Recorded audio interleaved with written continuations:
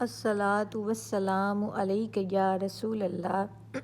الصلاۃ والسلام علیک یا حبیب اللہ۔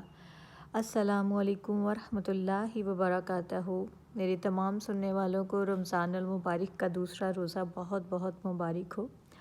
آج کا ہمارا عنوان ہے کہ کیا آپ سب رمضان کی خوشی میں افطار پارٹیز اور بوفے ڈنرز کے لیے تیار ہیں؟ اب یہ عنوان آپ کے لیے بڑا دلچسپ ہوگا اور آپ حیران بھی ہوں گے کہ ایسی کون سی بات ہے کہ ہمیں نہ پتہ ہو کہ رمضان المبارک میں ہم نے افطار پارٹیز کے لیے تیار ہونا ہے، ہم نے بوفے ڈنرز کرنے ہیں، فرینڈز کو اکٹھے کرنا ہے، فیملیز کے ساتھ کرنے ہیں، اپنے اسٹیٹس کے لوگ اکٹھے کرنے ہیں اور ہم نے ان کے ساتھ مل کے ڈھیروں ساری ڈشز سجا کے پھر ہم نے افطار پارٹی کرنی ہے۔ یہ تو ہر انسان جانتا ہے، لیکن آج یہ ویڈیو اسپیشلی رمضان المبارک سے ریلیٹڈ میرا بنانے کا مقصد صرف یہ ہے کہ ہم نے افطار کا مقصد جو ہے اس کو تبدیل نہیں کرنا۔ اللہ سبحانہ و تعالیٰ نے جس مقصد کے لیے رمضان المبارک جو ہے وہ مسلمانوں کو ایک اتنا خوبصورت مہینہ عطا فرمایا ہے، تو اللہ سبحانہ و تعالیٰ کے ہر مہینے کا، ہر دن کا، ہر رات کا، ہر لمحے کا کوئی نہ کوئی مقصد ہوتا ہے۔ تو اس مہینے کی برکتوں سے ہم فیض یاب کیسے ہوں گے، یہ چیزیں بتانے کے لیے جو کہ مجھے لگتا ہے کہ ضرور اپنی آڈینس کے ساتھ جو ہے وہ ڈسکس کرنی چاہیے، تو آج میں نے سوچا کہ اس موضوع پر ایک ویڈیو ہی بنا دی جائے، کیونکہ میں نے بہت زیادہ لوگوں میں یہ چیز دیکھی ہے کہ رمضان المبارک آتے ہی لوگوں میں ایک گہما گہمی پیدا ہو جاتی ہے۔ زیادہ تر یہ جتنے بھی ہائی کلاس کے لوگ ہیں، یہ میں ان کی بات کروں گی کہ وہ تقریباً جو ہے کہیں کم نہیں ہے کہ ان کے دسترخوان پر 25 سے 30 ڈشوں سے کم جو ہے ان کا دسترخوان جو وہ سجا ہوا ہو، اور دسترخوان پر ان کی جو افطار پارٹیاں ہیں، ان کے جو مہمان ہیں وہ اپنے ہی اسٹیٹس کے، اپنے ہی برابر کے لوگ جو ہوتے ہیں وہ شامل ہوتے ہیں، جن سے واہ سمیٹنے کے لیے ان لوگوں کو بلا لیا جاتا ہے جو کہ آلریڈی اپنے گھروں میں بہت اچھے سے افطار جو ہے وہ کر سکتے ہیں۔ اللہ تعالیٰ نے ان کو ہر قسم کی نعمتوں سے نواز رکھا ہے، لیکن دوسری جانب ہم یہ دیکھنے سے قاصر ہیں کہ بہت سے لوگ، بہت سے غریب غربا، بہت سے فقراء ایسے ہیں جو بیچارے پانی اور نمک کے ساتھ روزہ جو ہے وہ رکھتے ہیں اور افطار بھی اسی سے کر لیتے ہیں، لیکن ان کو کوئی بھی اپنے ہاں دعوت پہ نہیں بلاتا، ان کے لیے کوئی بھی دسترخوان نہیں سجایا جاتا، بلکہ ان کے بارے میں تو ہم سوچتے ہی نہیں ہیں۔ آپ میری بات یہ سنیں کہ جہاں پر آپ نے 15-20 ڈشز سجائیں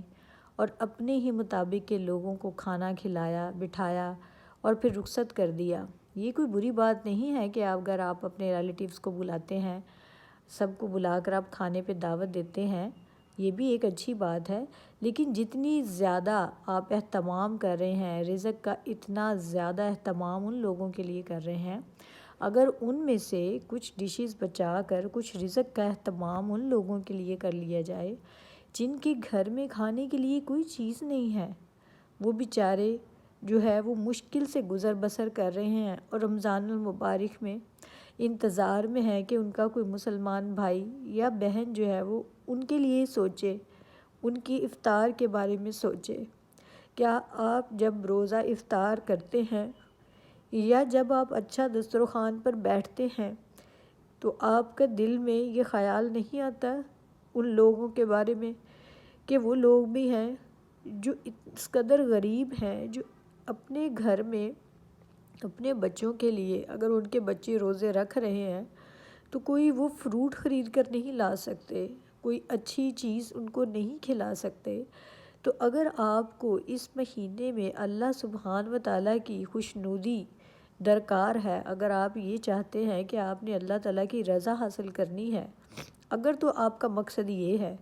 تو پھر آپ ان لوگوں کو دیکھیں جو مستحق ہیں، جو اس چیز کے حقدار ہیں کہ جن کو پیٹ بھر کر اگر آپ کھانا کھلائیں گے تو اللہ تعالیٰ آپ کو جہنم سے اس قدر دور لے جائے گا کہ 7,000 سال تک کا سفر جو ہے وہ طے کر کے جہنم تک پہنچنا پڑے گا۔ اللہ سبحانہ و تعالیٰ اس قدر راضی ہوتے ہیں اس شخص سے جو کسی مسلمان کو، کسی بھائی کو پیٹ بھر کر کھانا کھلا دے۔ یہ تو ایک عام روٹین کی بات ہے، لیکن اگر آپ ایک روزہ دار کا روزہ افطار کرواتے ہیں، اس کو پیٹ بھر کر کھانا کھلاتے ہیں، وہ اللہ کا شکر ادا کرنے کے ساتھ ساتھ آپ کو بھی دعائیں دے گا، اور اللہ سبحانہ و تعالیٰ تو آپ سے راضی ہوں گے ہی۔ اب آپ نے یہ سوچنا ہے کہ کیا اس رمضان میں آپ نے لوگوں کو خوش کرنا ہے یا اللہ کی رضا حاصل کرنی ہے۔ یہ اب ہم سب پر ڈیپینڈ کرتا ہے کہ ہم نے اپنے لیے کیا چیز مختص کی ہے۔ لوگوں کی خوشی زیادہ اہم ہے ہمارے نزدیک، یا اللہ تعالیٰ کی رضا ہمارے لیے زیادہ اہم ہے؟ تو میری آج سب سے یہ التجا ہے، جس کسی کی بھی سماعت سے یہ ویڈیو گزرے، جو کوئی بھی سن رہا ہو، تو اپنے گھروں میں اگر آپ افطار کا اہتمام نہیں کر سکتے تو تھوڑی تھوڑی چیزیں خرید لیں اپنی استطاعت کے مطابق۔ آپ زیادہ نہیں خرید سکتے تو کچھ تھوڑا خرید لیں، 1 کلو چینی لے لیں، 1 کلو گھی لے لیں، 1 کلو بیسن لے لیں، ½ کلو کھجوریں لے لیں، تھوڑا تھوڑا سامان خریدیں، کسی غریب کے گھر دے دیں تاکہ وہ بھی اچھے سے افطار کر سکے، تاکہ ان کو بھی پتہ چلے کہ ان کے مسلمان بہن بھائیوں کو ان کا کتنا خیال ہے، کہ وہ اگر خود اچھا کھا رہے ہیں تو وہ اپنے بھائی کا بھی خیال رکھ رہے ہیں۔ آپ کو یاد نہیں ہے کہ خطبہ حجۃ الوداع کے موقع پر آقا کریم صلی اللہ علیہ وآلہ وسلم نے کیا فرمایا تھا کہ تمام مومن جو کلمہ پڑھنے کے بعد مسلمان ہو جاتا ہے وہ آپس میں بھائی بھائی ہیں۔ تو ہمیں اپنے بہن بھائیوں کا خیال رکھنا ہے، اپنی خوشیوں میں ان کو بھی شامل کرنا ہے، نہ کہ ہم خود تو اچھا پیٹ بھر کے کھانا کھا رہے ہیں، افطاری کر رہے ہیں، روزہ رکھ رہے ہیں، لیکن ہمیں اپنے کسی پڑوسی کا پتہ ہی نہیں کہ وہ کس حال میں ہے، ہمیں پتہ ہی نہیں ہمارا کوئی غریب رشتہ دار ہے وہ کس حال میں ہے یا اس کو کس چیز کی ضرورت ہے۔ تو یہ روزہ صرف اللہ سبحانہ و تعالیٰ نے آپ کو اس لیے نہیں عطا کیا ہے کہ آپ صرف بھوکے رہیں، سارا دن عبادت کرتے رہیں، اور صرف یہی چیز درکار ہے اللہ سبحانہ و تعالیٰ کو۔ روزہ تو صبر سکھانے کا نام ہے۔ روزے کا مقصد ہی یہ ہے کہ ایک انسان صبر سیکھے، صبر کرے اور احساس پیدا ہو دوسری انسانیت کا اس کے دل میں۔ تو اس رمضان المبارک سے ہم نے کچھ نہ کچھ سیکھنا ہے، ہم نے صبر سیکھنا ہے، ہم نے احساس پیدا کرنا ہے اپنے اندر۔ جہاں پر ہم بہت زیادہ چیزیں اپنے لیے بنا رہے ہیں، اگر ہم 1-2 چیزیں کم بھی کر دیں گے، وہ کسی غریب کو، کسی ضرورت مند کو دے دیں گے، جس کے گھر میں افطار کرنے والے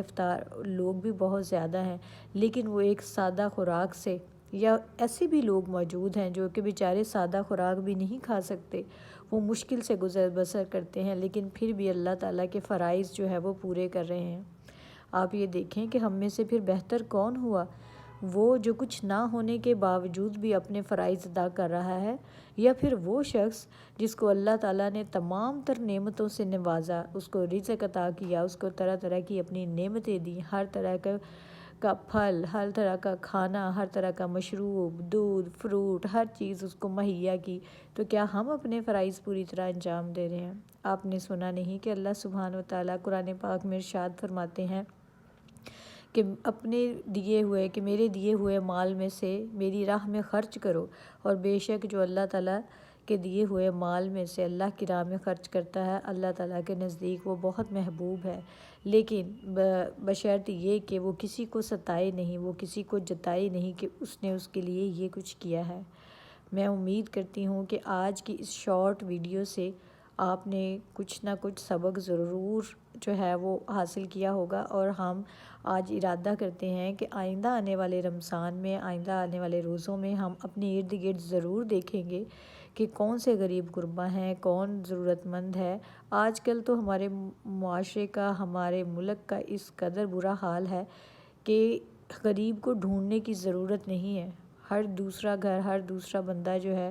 وہ بیچارہ مجبور اور لاچار ہو چکا ہے۔ مہنگائی نے ہر ایک غریب انسان کی کمر توڑ دی ہے، تو ان لوگوں کا خیال کریں، ان کو بھی رمضان المبارک کی خوشیوں میں شامل کریں۔ یہ اتنا فضیلتوں اور برکتوں والا مہینہ ہے، ان کی آنکھوں میں بھی مسکراہٹ دیں، ان کے چہروں پہ بھی مسکراہٹ لائیں، کسی کے آنسو پوچھیں، کسی کا درد کا احساس کریں،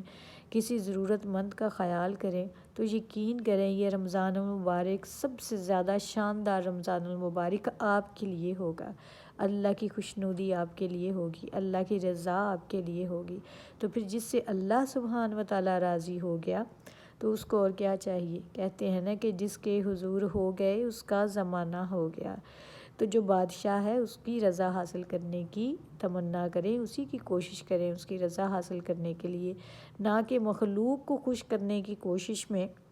اللہ سبحانہ و تعالیٰ کو راضی کر لیں، کیونکہ اللہ سبحانہ و تعالیٰ آپ سے پوچھیں گے کہ میں نے تجھے رزق دیا تھا، میں نے تمہیں اتنی نعمتیں دی تھی، تم نے اس کو کہاں پہ خرچ کیا؟ اور وہ دیکھیں گے کہ آپ نے کسی مستحق کو، غریب کو دیا اور اس کی راہ میں خرچ کیا اور کس طرح سے کیا۔